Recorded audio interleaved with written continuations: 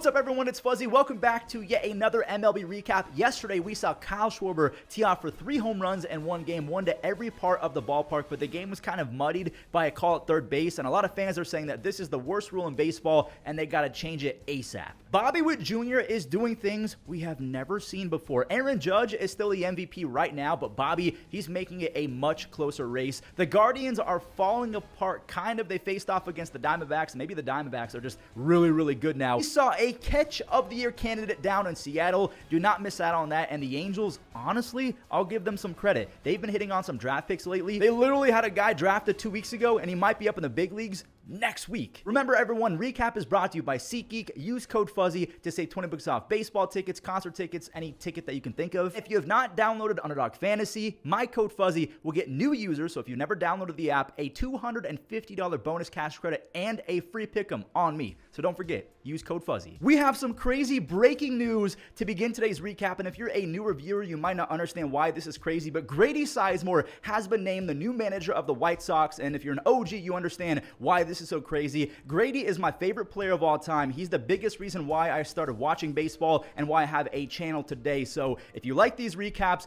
this is one of those days where you got to tip your cap to GRADY SIZEMORE because you wouldn't be watching these videos without the guy. From ages 22 to 25, he had more WAR, wins above replacement, than Willie Mays, and he had just under Barry Bonds. The kid was special, and injuries robbed him of a Hall of Fame career, but I'm just happy that GRADY's back in baseball. You guys tagged me a million times. All right, enough fanboying, back to the recap. So before we talk about Schwarber's 3 home run game and the rule MLB needs to change, we got to talk about Jackson Holliday and a doubleheader. Actually, first up, Tony Taters. Colton Cowser worked a 9-pitch walk, and Anthony Santander just tied a career high with his 33rd home run. The Orioles, they needed a big start from the newcomer Trevor Rogers, and even though he was better, he wasn't that great. The Blue Jays tied it on a sac fly and an infield single. Rogers, I guess I'll give him this. He got hosed by his defense. Kobe Mayo, who I love, and I think that he's going to be good, but the nerves have to be getting to him. He's 0 for his first 13. He made that error. Now, we did see Jackson Holliday struggle, and now he's destroying baseballs to the concourse in deep right. He's the youngest player in American League history to have a home run in 3 consecutive games. Laddie's been on a tear as well. He shoots one to right field. Tony Taters, he can do it all. Santander, he secures the web gem, and then he hit his 34th home run, a new career high, this time from the right side of the dish. Eloy Jimenez, he's been himself again. He's batting .500 with 4 RBIs in his first 5 games. Even without Jordan Westburg, the Orioles are still unreal offensively. The Angels and the Yankees had a doubleheader yesterday, and the Yankees had a thing or two up their sleeves in game number 1. They tried to get Judge to chase talking about the Angels, but that is a 5-pitch walk. It looked like an intentional walk. You can't keep walking Judge because Austin Wells has been a man on a mission. He is making 702 proud. That is the Las Vegas area code. I'll talk about my Vegas boys any chance I get. He has a 405 on base and 24 RBIs since June 6th. He's been unreal. Volpe, he upped his hit streak to 10 games with an RBI double to score Aaron Judge. And Oswaldo, he was so good in the first month before he really fell off. He's trying to find his groove again. And speaking of grooves, Davis Daniel grooved a hanging changeup to Alex Verdugo. That's an RBI double, and this is why people just walk Aaron Judge. Ron Washington was thinking about it, and he said, nah, let's pitch to him, and that is an RBI knock. He has 104 RBIs already, so it's 5-0 for Luis Gil, who punched out 6 Angels on 2 base hits, but the scary part is he walked 5, so it was a 6 start, but also he has to learn command unless he's the right-handed Blake Snell, where he can allow 2 base hits per 6 innings and then also strike out 27. Because if you keep on doing this, yeah, stuff like this is going to happen. De Los Santos, he walked Sean Newell, and then Zach Neto, he hit the strut. Neto was just getting started on today. He went off in game number 2. Clay Holmes, he now has 24 saves. He finishes off game number 1 with 2 strikeouts and a gem from Oswaldo. All right, let's go to game 2. 3 consecutive singles off of Will Warren, so the Angels are cooking. Mickey Moniak's RBI single came right before a walk, and I told you guys, walks lead to very bad things. Sean Newell, he was handed a free RBI on a walk, and Zach Neto, he straight up might already be a top 5 shortstop in the game of baseball. The 23-year-old swatted a grand slam. He's got 16 home runs, 20 stolen bases, 9 defensive run saves. We talk a lot of smack about the Halos and how they're run. It looks like they've hit on Zach Neto. Nolan Shinewell looks pretty good. Shinewell is hitting .305 with a 420 on base since late June. Neto wasn't done, by the way. I thought the slam was it. Make it a 6 RBI game, an 8 RBI day with the first game of the doubleheader. there. I wish that Trout didn't have the knee thing because the Halos offense honestly could be fun to watch right now. So the Halos pick up a win in game number 2, and one more thing to note, Luis Rengifo, he's done for the year with wrist surgery, so that can mean something big. Christian Moore, who was drafted 2 weeks ago, he might skip AAA just like Sean Noel. Neto only played in 4 AAA games. That's what the Angels do. They rush guys to the big leagues. Moore is hitting .500 with 4 home runs. His latest was a walk-off in AA. He might be in the big leagues by Friday or next Friday because I think that's the latest where you can call up a guy and he'll still be eligible for Rookie of the Year in 2025. Pay attention to that. The Halos need a second baseman. Why not rush Christian Moore? They've already rushed Shanuel and Neto. We have another doubleheader. There were so many rain delays this week, so again, a second doubleheader. To be honest, I really wish that they didn't stack games because I had to sit and watch my team implode for 6 hours straight instead of the normal 2 or 3. Geraldo Perdomo, that's his first home run of the year. That's why he's getting the silent treatment. CeCe, no, not Sabathia, or even the great Cash considerations. Corbin Carroll, he socked their second 2-run home run. He's got 9 home runs and a 90 OPS plus, so he is one hot stretch away from kind of saving his season. He also made a sick play on defense. Josh Naylor, I want to show this. He pummeled a home run. Rocchio had an RBI double to get Schneemann to third base. Bo Naylor lifted a sac fly. No, he didn't. Well, he was out, yeah, but Corbin, he completes the double play. A seed gets Daniel Schneemann at home plate. Brandon Pfaadt, he really loved that. He used the offense and slick defense to strike out 6 over 6 1/3, and then each team, they traded a few RBIs. Gino had an RBI double. J-Ram, he brought home 1, and I want you guys to predict the next clip. Ketel Marte is facing a lefty, just penciling an extra base hit. A third 2-run home run. Ketel now has a home run in 3 consecutive games.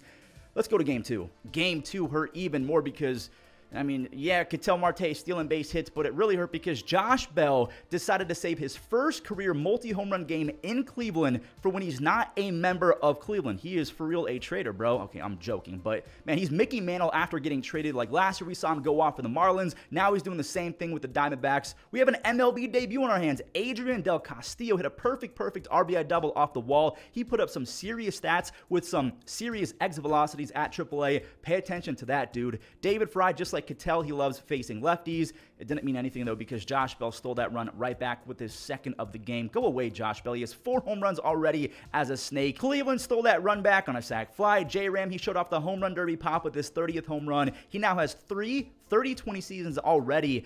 Randall Grichuk, you're not supposed to do this, but okay. He's a lefty masher. Just kind of that day for Cleveland. They give up a home run to a guy who's not very good against righties. Lane Thomas, thanks for making a cool play to Rob Corbin, but then he strikes out with the ball at his eyebrows. They sweep us, and it's just a bad day. All right, moving on. Cleveland's 5th consecutive L gives the Diamondbacks their 4th win in a row, and I guess that Bobby Witt Jr., he's deciding that it's time to turn it up a notch, which I don't even know how that's possible with the streak that he's been on. He went off for 3 more extra base hits and 4 RBIs. Yeah, that'll do it. You just saw his 21st home run. Roman Gonzalez, I want to give this guy some credit. He eats lefties alive for breakfast. A 3-run line drive home run. He has 4 home runs and a 160 OPS plus versus Southpaws, aka lefties. Danny Jansen, his first home run in a Red Sox uni. Cutter Crawford, I love the guy. He had a lead, but the walks will burn you. You cannot walk, guys. Again, stuff like this happens 90% of the time. It's just the rules of baseball. Bobby Witt Jr., he smoked a 2-run double to the corner, and Vinny Pasquantino added 2 more. The Sasquatch now has 17 home runs and 84 RBIs his last 99 starts. That is a torrid pace. Not as torrid as this guy. Bobby, he needs a new league. MLB is too easy for him. He's batting .350 with 22 home runs. This is going to be a mouthful. 22 home runs, 25 stolen bases, a 171 OPS plus, 16 outs above average defensively, and an 8 F-WAR. He and Aaron Judge are the only 2 players with 8 F-WAR. You're witnessing one of the greatest 5-tool seasons in the history of baseball. Reagans, he struck out, I think 7, 1 mistake pitch. The Royals are 7-3 their last 10, and they're now 1.5 game ahead of the Red Sox for 3rd place in the wild card, and just 4 games back of the ice cold Guardians for 1st in the Central. Finally, a 3 home run game, and the controversy that we hinted at in the intro of today's video. Schwarber went a perfect 4 for 4. He is a fantastic leadoff hitter, if you ask me. His first hit is an Oppo Taco. Now, the Dodgers, they did a great job to bounce back. Freddie and Miguel Rojas. I think this is Miguel Rojas' first game off the shelf in quite some time. They both drove in a few runs. And Freddie, he made it a 3rd run. He's 2 for 2 with 2 RBIs on 2 pitches. He and Schwarber were just not going to be denied in this one. Schwarber is also 2 for 2, but he has 3 RBIs after this 2-run double in the 5th inning. Now, here's where the drama kicked in. It's the bottom of the 6th. Marsh, he bunted. Bohm was clearly out at 3rd base, but He was called safe on interference or obstruction, whatever it was. I don't remember, but what was Rojas supposed to do? Just not catch it and dive out the way? Dave Roberts, he's ejected. Obviously, he's fired up, and that run immediately scored on a ground out. So instead of it being 4-3 with 2 outs, it's 4-4 with runners on. Joe Kelly didn't help his case at all. Like, you got to make your pitches. He walked a few. He yanked one, so there's a free run. Marsh scores on the wild pitch, and he would have scored either way on this 3-run home run instead of a grand slam. With 2 outs, by the way, this is all with 2 outs. Kyle Schwarber hit another one. He had one to left field, one to right field, now to center. 3 home runs, 7 RBIs. Skinny Schwarber now has 27 home runs and almost 400 on base percentage. And then after the game, Miguel Rojas, he was not happy. He said the umpire wanted to be a, quote, hero. He basically said the umpire wanted some shine, and I mean, that umpire was very dramatic, like, no, don't talk to me, I am untalkable, or whatever the word you want to give it. He was just weird. It's obviously a play that you should be able to talk about regardless of if it's reviewable or not. That is a tough loss for Dodgers fans, and they're just praying that the red hot Padres get cooled off by the Pirates. A little tip for you guys: name your kid Jackson, because there'll be a 20 or 21-year-old phenom in Major League Baseball for sure. Jackson Merrill went lefty to dead center. Maybe name them Kyle, because apparently they'll just mash home runs. Higashioka, he has a career high 14 home runs. Andrew McCutchen. We are tied at 4-4. Pittsburgh had a few RBI singles before the swing, but because this is such a big recap, there's not enough time to show everything. Kutch has 14 home runs. By the way, he has 313 home runs for his career. Jackson Merrill, he was helped out big time by Manny Machado. Manny steals second base, so instead of a first to third single, this is an RBI single. Some deja vu. Kutch, he turned into McClutchen again. He clutched up and he ties it. Now, do you guys know how there's a saying, Father Time is undefeated? Well, Father Time is losing right now in the battle against Aroldis Chapman. He is laughing in its face, not only Father Time's face, but Manny Machado. 104.7 to end the 8th inning. That is the fastest strikeout ever. He threw 105.1 on the pitch before, but it was a ball. David Bednar, his nightmare 2024 continued. You have Jackson Merrill tying it up on his 2nd home run of the game, his 15th of the season. That forces extras where the Padres, they go up 9-6 on a Xander single. Manny had a sac fly, and then Pittsburgh said, here you go, another free run. We are going to make an error. But guess what? Tanner Scott, he forgot how to pitch. 3 consecutive walks. Adrian Morjan then threw a wild pitch. 2 free runs for Pittsburgh. This game has been insane. The Padres, they hang on by the hair on their chinny chin as Yasmani Grandal grounds out. So the Padres and the Diamondbacks have both won 4 games in a row, and they're each now 3 games back of the Dodgers. The NL West is getting crazy. The Twins are trying for first place. They got to capitalize and not lose, but they kind of pulled a San Diego in the 10th inning. We'll show that in a moment. Pete Armstrong, look at that sliding catch. He helps out Javier Assad. Javier did not help himself, though. Wallner hit one to the wall. I love that pun. That's an RBI double. Michael Busch, he just hit a home run off of a Billy from Stranger Things. Joe Ryan, it looked like he kind of skipped after that. I don't know if he maybe felt a pinch, like something was wrong. He left after he got the lead back, like he motioned for help. Get me out of here. Something was not right. The newcomer, Trevor Richards, he stank it up, like all-time stank it up. 5 walks in less than an inning, a wild pitch as well. One of the worst appearances I've ever seen from a relief pitcher. Ian Happ, he just crushed a 2-run moonshot off of Sands, and the staff for Minnesota just didn't have it today. Dansby, he drove in 1. He stole second base to set up this RBI opportunity for Christian Bethancourt. That is an RBI 2-bagger. The Cubs have won 2 in a row, a massive series win. The Twins are now only a half game ahead of the Royals for the final wildcard spot. We're going to talk about the AL West before we talk about the crowded NL Central race, and this is one of the funniest home runs I've ever seen. Like, I legit chuckled seeing it. Jordan, with the line drive, 117-mile-per-hour home run. He's batting 300 with 22 home runs. Like, there's like 3 players in baseball that I think can do that. Victor Caratini, he can get a hold of one once in a while as well. He has 6 home runs. Dubon, he makes it 4-0 after he split the gaps. Make it 5-0. Jose Altuve now has 2,185 base hits. Can he get to 3,000? I want you guys to let me know. He just turned 34 years old. One more question. Is Marcus Semien a future Hall of Famer? He's got 300 doubles, 232 home runs, a 45.5 WAR on Baseball Reference. He is legit 3.5, 4 seasons away from being a 60 WAR guy. Now, the Rangers, they tried their best to make a comeback, but they couldn't hold the momentum. They're like an old sponge where it works great for a second, but it doesn't retain water like it used to. Bregman, his RBI in the 8th seals it, and the Astros were not going to give it away. So before we move on, I do want to give Yusei a tip of the cap. He's been a dog. 8 more strikeouts. He has 19 strikeouts in 11 innings with the Astros. The Astros fan base is now going to put on their Tigers caps because they need the Mariners to lose. If the Tigers win, Houston will be back as the sole possessor of first place. Wencel Perez, he's having himself a decent little rookie season, nothing eye-popping by any means, but he's got 9 home runs and 3 outs above average defensively. Another Vegas boy, Bly Madris, he went to Foothill High School. He graduated my year, and this guy was insane. He hit 550 his senior year. He's hitting 330 with a 130 OPS plus his first 13 games this year. Jake Rogers, Randy didn't move at all. That was an absolute pimp job. He almost pulled a CJ Abrams because that ball was way up in the zone. Big dumper. He just showed that he's also a big thumper. He smacked that was a right down the middle scoopable fastball. Like 97 miles per hour is awesome, but they got way too much to the plate. Cal has 24 home runs, and Tarek is in trouble again. 2 runners on. Polanco squibbed one, but Tarek looked like the left-handed Greg Maddux. If you guys did not know, Greg has an MLB record 18 gold gloves. Screwball, he struck out 2 straight to end his night. He had 9 on the game. Why did I say it like that? He's going to win Cy Young, at least in my opinion, and his bullpen is trying to ruin his chance at a W. Randy doubled, and Cal just sent out his second home run. No, he didn't. Parker Meadows, more like Peter Parker, the 6'5 speed demon. If this dude starts hitting, he's going to be a true 5-tool kind of guy. Staying with hitting, Detroit ran it up to 6 runs on singles from Vierling and Urshela. I think Urshela's was a 2-run single. The Mariners drop another, and they're now a half game back of the Astros for first place. I'm going to get the battle of the 2 powerhouse and World Series favorites out the way. I'm funny. Yeah, the White Sox and the A's. Benny Biceps, he's kind of back. He's been a machine ever since I said that he was the worst player on maybe the worst team ever. His team still stinks, though. Zach Geloff, he robbed the Sox of runs with a crazy dive and flip, but Chicago wanted the A-gem as well. The foul territory in Oakland is so massive that really anything is within reach. Lenyn Sosa, he makes the catch over the tarp. The White Sox spoiled a 6-inning shutout performance from Davis Martin as rookie Armando Alvarez and Zach Geloff. They tied it off the Sox pen.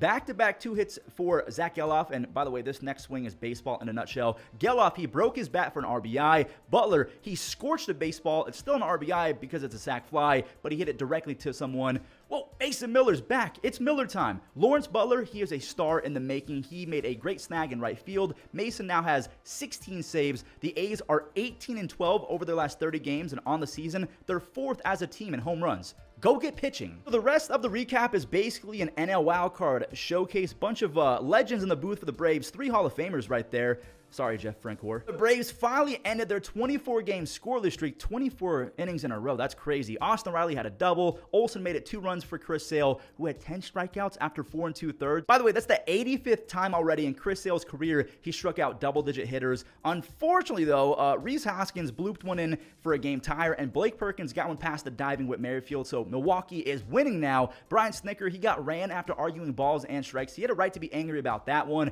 and I guess it fired up Austin Riley. Goodbye, baseball. And goodbye lead. Gary had an RBI single that tied it. Perkins, he didn't even lift his foot off the ground. He was just trying to make contact. I respect it. Play to your strengths. Joey Ortiz, another double. He scores Willy Adames. And the Brewers, they won it 8-5 after Andrew Monasterio had an RBI. Kelnick had a home run, but the Braves fall to 7.5 games back in the East, and they're really, really needing the Rockies to beat the Mets. Pete Alonso and Ezequiel Tovar traded jabs. Alonso with an RBI 1-bagger and Tovar with the RBI 4-bagger. Tovar is hitting .280 with 19 home runs. More trading of runs. The Uno reverse game is in full effect as Tyrone Taylor put it in play. Brenton Doyle with the rare air in center.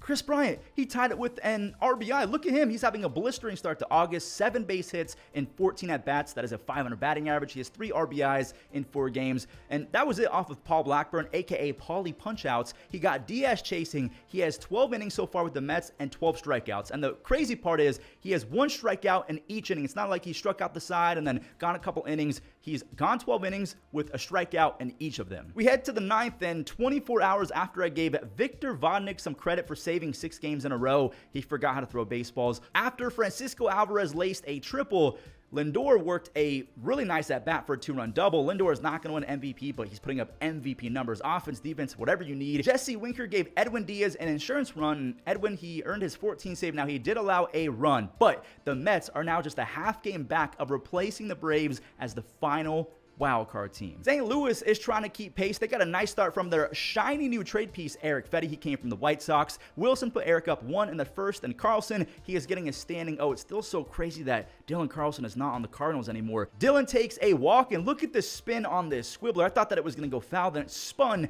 5 feet back into fair territory. Here's the one run that Fetty allowed. Not even Mason's cannon arm could get the double play, but Nolan Arenado said, I got you guys, get on my back. He chopped a 2-run double for the lead, and Burleson, he got his wrestling belt. He's with his hero, Randy Orton, and he ripped a 2-run double in front of him. The broadcaster literally said that Alec RKO'd them. I'm assuming that's a Randy Orton thing. Fetty struck out 6 over 5, and that's exactly what they needed out of him. Helsley now has 36 saves. He had 2 strikeouts on this one. And before we move on, Drew Rasmussen of the Rays, he's back. 2 shutout innings in relief with 3 strikeouts. That is a big, I don't know how many bigs I can say for the 2025 Rays. If they can get Jeffrey Springs and Drew Rasmussen locked in before the end of the season going into 2025, that's massive. Blake Snell is making his first start after the no-no. He has allowed like 1 or 2 runs his last 5 starts, and the no-no was ruined early. That stings. The PFPs did not work. Now, the Giants did manage to put Blake up by 2. Conforto and Chapman, they both had some RBI singies. I have not said singies in quite some time, but I know it's going to make at least 4 of you cringe,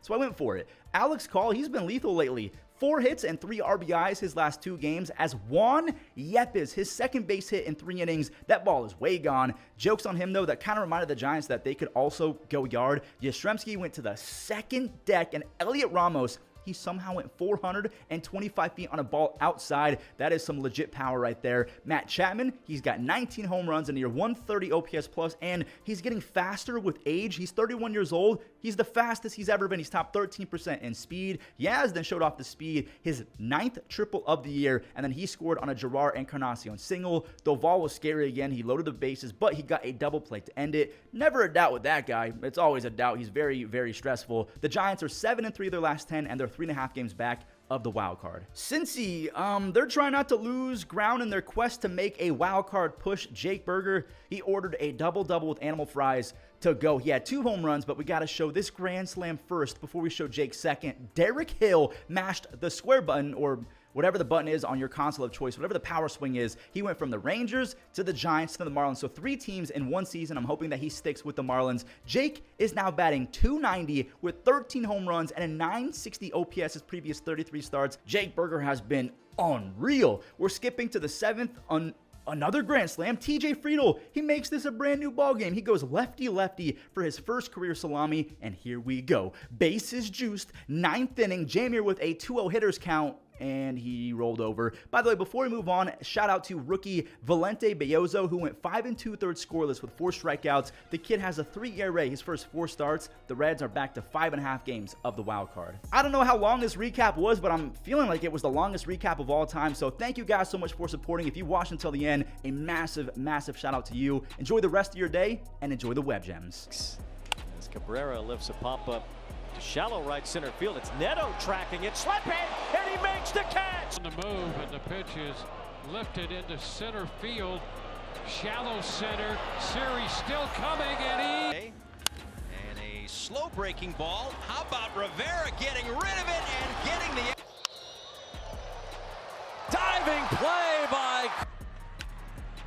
A little jam shot popped up. Dominguez makes the catch. That one's lined out to right center field. On the run is Rojas. Rojas toward the wall. Reaches up, makes the 2-2. On a line center field. Rafaela got a great jump.